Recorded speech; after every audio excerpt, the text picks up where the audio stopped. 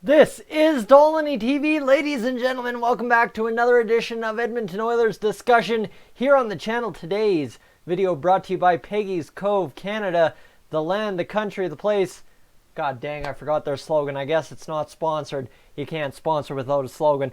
Anyway, all the fun aside, the rainy crap miserable weather outside means it's May, start of June almost. And that means, well, you know what, some days we're just going to have rumors and, we'll kick the can down the road for another day kind of days. Today being that day when Dave Tippett might have been expected to be named coach, and then all of a sudden the Oilers decided to go around. Sorry, my shoulders are way out of whack today, I don't know why. But the Oilers decided no announcement today, we'll hold off, we'll announce the Joachim Nygaard signing. Sorry, that one takes a lot to wrap my head around for some reason. We'll get it eventually, especially when he starts scoring goals for the Oilers in the third and fourth line role. Maybe a little bit on the penalty kill with Draisaitl and McDavid. Yeah, anyway, we can all dream about those, or we can sit here and have thoughtful, useful discussions on other things that could affect the Oilers offseason. And today, you see the title, you're probably hella confused what's going on with why I would throw some random term out there, try to explain it to you. Well, today, I'm going to justify a guy that I've tried to justify signing 3 million times. I don't have to justify signing him to Oilers fans. It's pretty straightforward why we'd want him back. But without further ado, shall we try this again? Third time's the charm, ladies and gentlemen. Today, discussing, I've got graphics today to do this right because I don't want to mess this up. 82 CPA. That's standing for 82 game career production average. All right, you see the instructions. You've probably already read them. I'm just stalling. I'm just sitting here blabbing, waving my hand. Let's get to it. Step one for the number. The kind of use that is 82 CPA is to find career points per game average. Obviously, you take career games played divided by career points totaled, and that's your career points per game, whether that be above 1 like Connor McDavid or below 1 point per game like a lot of NHL players nowadays. Well, that is to be determined by your calculation. Step 2 is to multiply the career points per game by 82 games. This gets you a full season. This is what, over a career, this player puts up in an 82 game season on average. That is, ladies and gentlemen, your straight up number that I already, right off the top, was talking about, 82 CPA. 82 game career production average. Simple enough, right? Easy calculation, kind of a metric number that's not exactly for real, right? Obviously, not every player plays all 82 games, right? Tough numbers to calculate. But over a career average of 82 games played in a season, this player would average X amount of points. Now, step number 3. This is a very misinterpretable stat. Obviously, you have a guy like Lucic, for instance, who went and scored just points early in his career with the Bruins, and then comes to the Oilers and scores 20 points. Say he scored 60 every year in Boston, but scored 20 every year in Edmonton. Well, all of a sudden, your 82 CPA calculation is using a 40 point per game average over 82 games. Ladies and gentlemen, that doesn't work. Not for Milan Lucic. But that's the thing. You have to identify the trends. You have to be able to look at the numbers, the full data over the career of the player, and say, okay, does this number at the end of the day truly represent the player we have that I'm looking at today? Does it? Does it not? And that's what you have to ask yourself, step 3. If you can't get past step 3, I wouldn't even bother with 82 CPA, because just the fact that once you don't have a trend to identify, then you're very open to misinterpretation with this. And you may, I don't know what the misinterpretation from a fan's point of view may end up causing, right? Maybe a bad fan theory that I've had once or twice before.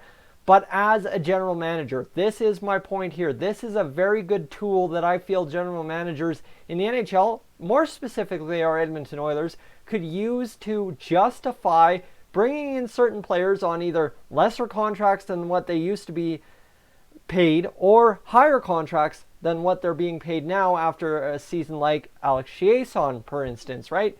So there you go. And you understand where I'm going if you read into that first line at all.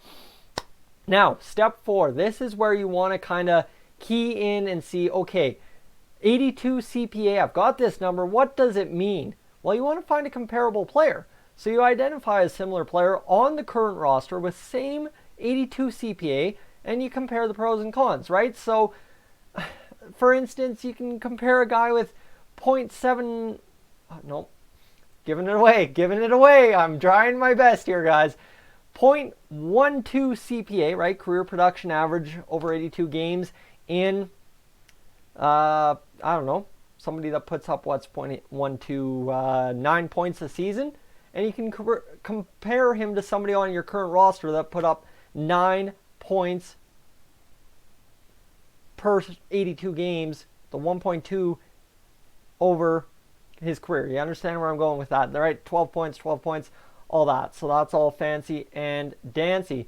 Sorry, I'm getting career points per game and 82 CPA. There's a lot of numbers here, and I'm trying to make sure they're straight for you guys. You'll see it in a moment. You'll see what I'm getting at. Just stick around so as I can get through the explanation as to why this works, and then we'll be good. And now, step 5. This is where if you sign this guy, somebody's going to lose a roster spot. Okay, that's just basic mathematics of signing a free agent, is you're going to lose a roster spot somewhere. Obviously, it could be a departing free agent, a non-tendered RFA. It could be all kinds of things, a guy retiring. But if you want to look at a roster player, your worst roster player that year, the year previous, right? Obviously, the year you're coming into the offseason from, you look at their 82 game point total for their most recent team season. So for a guy, I don't know, on the Oilers, the math I've already used, I will spoil my thing a little bit. The guy I've already used is Colby Cave. Colby Cave in 33 games with the Oilers scored 3 points. That puts him on some stupid pace. Let me get the number to have a 82 games played point total of 7.5 points for the season. Now, obviously, it's either going to be 7 or 8 with that math, but don't worry about it. Let's get to it. This is where we will see if this player improves the current roster. You imagine a guy that has 9.5 points in a season for you over, or 7.5. Holy crap, the numbers, boys. The numbers. I got to get to my next slide or else it's all going to go to hell. But you imagine 7.5 points, whereas you could add, say, a 70-point 82 CPA player, and suddenly, holy crap, that's a tremendous addition if you get that out of them. So let's go to my next slide here, in which we bring up Jordan Eberle, my favorite guy to talk about this offseason. Gee, I mean, I spoiled it 3 million times over off the start of the video. Here's your payoff. It is Jordan Eberle I'm talking about. However, you look at step 1 and 2. For Jordan Eberle, his career points per game average is 0.717. That gives you an 82 game career production average, 82 CPA, of numbers again, guys, numbers again, 58.85 points. Fine and dandy. Fine and dandy. What does that do for this Oilers roster? Well, stop.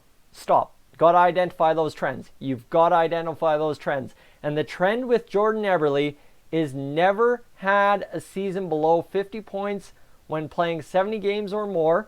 But there's a but to that. Because you look at his last year. The trend is he never had that before this 18-19 season. In 18-19, he put up 37 points in 70-plus games. Right there. That's your question. So he's never done that at all in his career before this year. Is that a sign that he's washed up? Is that a sign he's burnt out? What is that a sign of? And that's where you look at the trend and you say, is it something we can ignore? Is it something we have to take him at a discount for from that $6 million to say a 3.5 if we want to make it a worthwhile signing?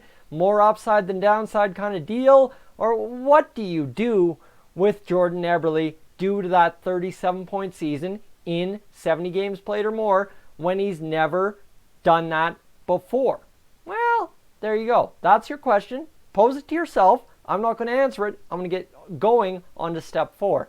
Now, identify a player. I identified a player on the current roster with the same 82 CPA to compare pros and cons.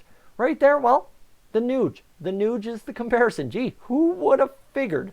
Who would have figured that Ryan Nugent-Hopkins is the direct comparable over 82 CPA to a guy like Jordan Eberle? Probably everyone. Probably everyone.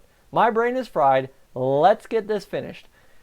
Career points per game average is 0.708. That gives you an 82 CPA of 58.06. That's a whole 0.8 of a point on a whole season off.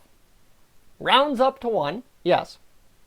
But is that a difference in these two players' skill quality? Is this a difference in their goal scoring? Is this a difference in their assist totals? Not really. I mean, yeah, sure, you could have 57 goals and 1 assist for Eberle and 52 assists and 6 goals for Nuge, but you understand, the numbers average out to the points total. And now, that is where you look. Okay, the pros and cons. Obviously, Eberle is a scoring winger. Nuge is a scoring line-driving center. Okay, there you go. That's as simple as it is. Are they comparable? Well, in terms of production, offensively, absolutely. Am I ready to take the pros and cons and move on to step 5 to see how much he would upgrade the Oilers lineup? Yes, sir. My brain is toast. I want to get this done. All right, number 5. Worst 82 game point total for the Oilers this year was Colby Cave at 7.5 points. There was your free spoiler. Have it. Have fun with it. Now, you compare what a 58.85 point season would do in comparison to a 7.5 point season for the Oilers in an 82 game set. Suddenly right there, that is vast, absolutely vast improvement. That's an improvement of 51.35 points in the entire year if you played 82 games with one player or the other. Well, guys, that is huge to an Oilers roster to get. Now, that's based on last year's number, but you have to be able to project if you're a general manager. So, the only real downside to the Colby Cave, Jordan Eberle substitution, quit, is, of course, the winger for center substitution. However, it is what it is at this point. So if you're a general manager of an NHL team, I hope as a fan you can see how this number would be very useful. This 82 CPA, 82 games, 80... Cat scratching at the door, guys. I am done. 82 game career production average would change the way you could look at numbers, look at players, and look at evaluating a roster for the next season. Guys, what do you think? Let me know in the comments section down below. I'm Tyson. This is Dolynny TV. I will catch you in the next one.